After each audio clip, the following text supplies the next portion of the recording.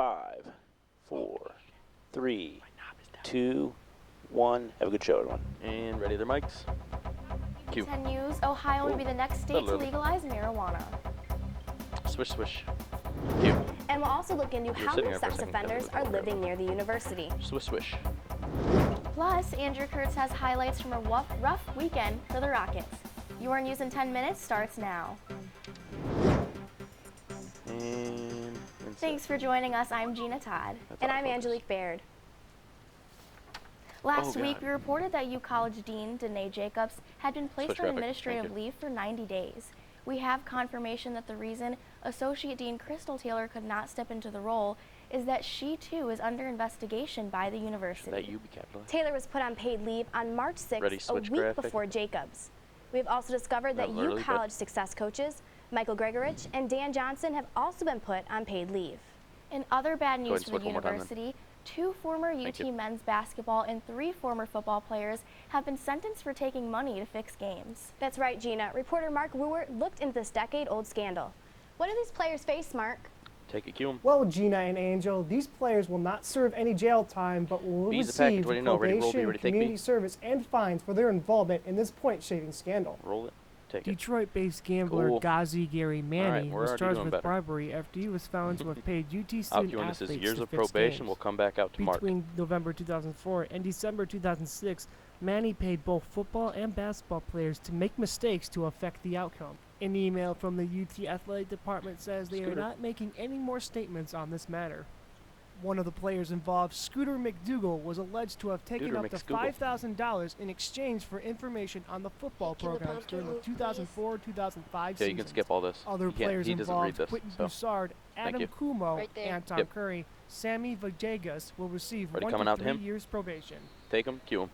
2 additional basketball players, Keith Triplett and Kashif Payne, will be sentenced later today and could face up to 6 months in prison. I'm Mark Wooert, here live in the UT10 newsroom. Take it, change, take it, cue. There are currently 104 sex offenders living within a 2-mile radius of campus. According to the Lucas County Sheriff's Sex Offender Registry, an offender lives on Windhurst Road and 3 live on Alvin Street. Some of these offenders have been convicted of rape, criminal sexual conduct, or possession of child pornography. One of the offenders even lives on Middlesex Drive, right across from University Hall.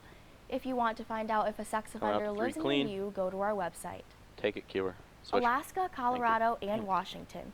All are states that have recently legalized marijuana, and Ohio could be next. Reporter Devin Lutz looked into how this could impact our local community. Roll it.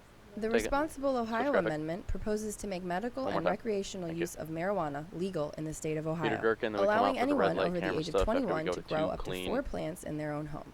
The plan also includes 10 growing facilities located in cities throughout the state, one of which would be in Toledo. We're going to create a system where there's a limited number of growing locations. There will also be numerous opportunities for people who want to open businesses. That'll create thousands of jobs throughout the state and bring much needed revenue to our communities. An estimated $120 million of Ohio taxpayers' money is spent on the enforcement of marijuana laws each year. The amendment could bring progress to not only the state's economy, but to Toledo's economy as well. For Lucas County, it's about $17 to $18 million a year. That's a number that can come to us to do things like restore our criminal justice system to what it should be, to help repave our roads. The amount of money that can be put directly to the invested in Lucas County, not in Columbus, not in Cincinnati, not in Bowling Green, but in Lucas County and in the university and the city of Toledo. This money comes right to us. If you would like to see the Responsible Ohio Amendment on the ballot this November, visit ut10news.com for more information on registration and petition signing. I'm Devin Lutz reporting for UT10 News. And take them. Thanks, Devin. Toledo has won the fight to keep traffic cameras operating within city limits. That's right, Gina. I looked into the city's battle against the state. Roll it. Take it. Lucas County Judge Dean Mandros ruled to temporarily stop the enforcement of a new state law. The law, which should have taken effect March 23rd, would have required officers to be present at cameras for citations to be issued. This decision came after the city filed a preliminary injunction on March 13th, questioning the constitutionality of the Ohio traffic camera restrictions. This is a home rule issue, and under the Ohio Constitution, we have every right to enact our own set of laws, and that's why we went to court, and we believe we will prevail. Toledo has 44 traffic cameras at 28 locations throughout the city. all of which operate as an extension of the Toledo Police Department's traffic section. The cameras are meant to be a force multiplier. To free up officers to do other types of police work. You don't have the manpower to put officers out watching each camera, and that's just not practical. And take it, Kewer. Judge Mandrow's final order is expected in a matter of weeks. If the law stands, Toledo's cameras will become non-operational. And switch. The $3.8 million road construction on Dorr Streets continues to hold up traffic.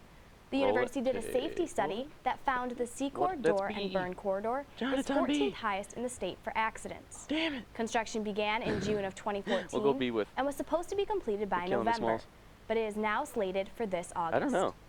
We ran across some unanticipated gas line issues. We ran across some issues with relocating other utilities that did delay the project. Her, and then we'll come out to 1. 90% of the cost is being covered by federal funding and 10% by the city. Take it, Kewer. WXUT and Full Effect Radio will be holding their second annual Rap Battle Cypher. A cypher is when artists come together and showcase written verses. This year, 15 local artists will be competing against each other for respect and first place. The winner will receive a trophy and a $25 gift card from Top Threads. The clothing store also sponsored the event. Our main goal with the Cypher is basically to give artists on campus, artists in the community a platform to showcase their talent. And then also we just want to get some exposure for our radio show. Kewer. The Cypher will take place April 23rd at the Varsity T Pavilion at 6 p.m. Yeah, it does. 2 on air, insert graphics, Andrew Kurtz is being called, so you see all of the set.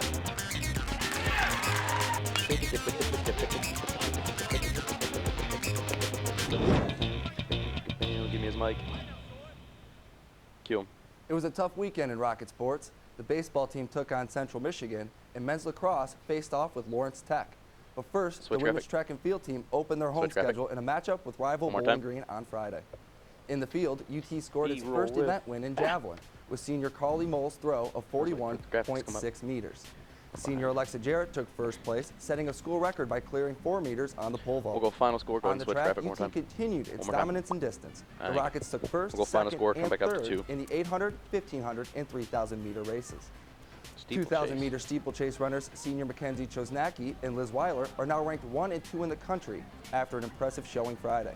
Still, the Rockets couldn't quite pull off the victory, losing for the 3rd straight year in the BG duels, 103-96. And take him, cue him. On Saturday, the men's club lacrosse team hosted Lawrence Tech in the Glass Bowl. Roll it. The Rockets were looking to notch their first victory of the season. Ready to lose. UT opened the game with a 1-0 lead, but quickly fell behind the Blue Devils 2-1 on this shot by final freshman score, Tristan Sot, Burkhardt. and then we'll come out to 2 again. The Rockets for would baseball. not stay down for long, as sophomore Eric Hinkle registers the hat trick with his 3rd score in the first half. Yeah, Going into the break, the score would be tied at 6 with this goal from senior Hassan Abbas. UT struggled in a chippy second half, registering only 1 goal.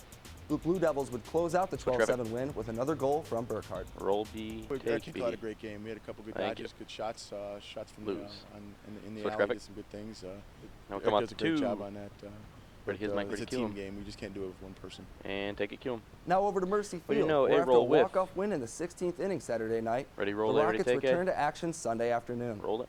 Trying to take the 3-game series against graphic. Central Michigan, UT fell behind early on this first inning score by sophomore Alex Borglin. We'll go final The score, Rockets come out would to coach me, minimize and the then come out to 1 damage by for the turning banter. 2, ending the first and second inning. So the close. UT was able to get on the board in the 4th as sophomore Jordan Kesson scores on a sac fly from junior John Martellata. It was only 4-1 at this Momentum would not last long, though, as errors would come back to haunt the home team.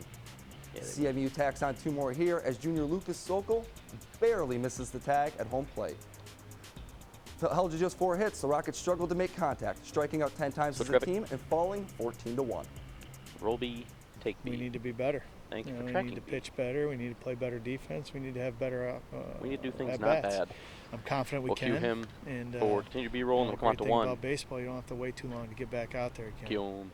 The guys will be back in action this Friday Short against music Western track Michigan. and take them, cue them. That's it for Thank you UT10 their mics. News. For the latest breaking news from campus and bios from all UT10 reporters, go to our website, ut10news.com. And remember, you can watch the hot live change. stream of our newscast production every Tuesday morning at 10:30 on our YouTube channel. For Angelique Baird, Andrew Kurtz, and all of our crew, Come to us I'm Gina Todd. for a Have a second. great week and stay tuned for more news from the UT campus. 1 zoom.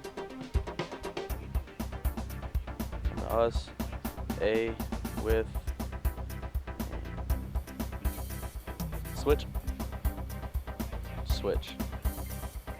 The first live take, I screwed it. Switch. Switch. Let me know when failed. Am I fading with music? 4, 3, 2, 1. No, it's just the open.